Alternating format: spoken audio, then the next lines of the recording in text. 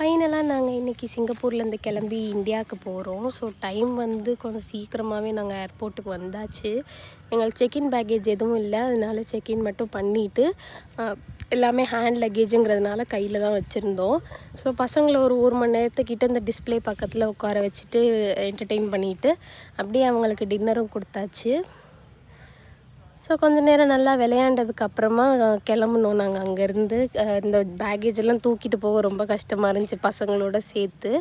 So ஃபைனலாக அந்த checking பேக்கெல்லாம் போட்டுட்டு ஃப்ளைட்டை பார்த்தோன்னே தான் வந்து பெரியவருக்கு நிம்மதியாக இருந்தது. அவருக்கு ரொம்ப நேரம் ஃப்ளைட்டுன்னு கேட்டுட்டு இருந்தார்.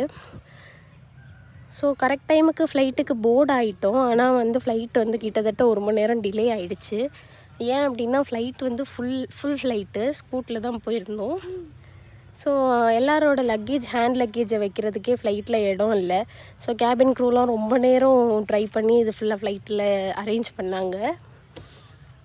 ஸோ முடிஞ்ச அளவுக்கு தம்பிங்களை விளையாட விட்டுட்டு அப்போ தான் ஃப்ளைட் டேக் ஆஃப் ஆகும்போது தூங்கிடுவாங்க, சத்தம் போட மாட்டாங்கன்னு சொல்லி நல்லாவே விளையாட வச்சு டயர்டாக்கியாச்சு. அதே மாதிரி ஃப்ளைட் டேக் ஆஃப் ஆனோடனே தம்பிங்க தூங்கிட்டாங்க. ஆனால் சரியாக பசிக்க ஆரம்பிச்சிட்டதுனால நாங்கள் கொஞ்சம் ஃபுட் ஆர்டர் பண்ணியிருந்தோம். Nacho chips with cheese dip order பண்ணியிருந்தோம். கிம்ச்சி கப் நூடுல்ஸ் ஹஸ்பண்ட் நல்லாயிருக்குன்னு சொன்னாங்க, அது வாங்கி ட்ரை பண்ணோம், நல்லா இருந்துச்சு.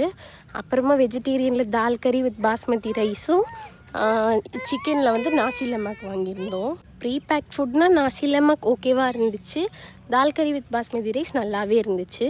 நீங்கள் என்ன ட்ரை பண்ணியிருக்கீங்கன்னு சொல்லுங்கள். பை.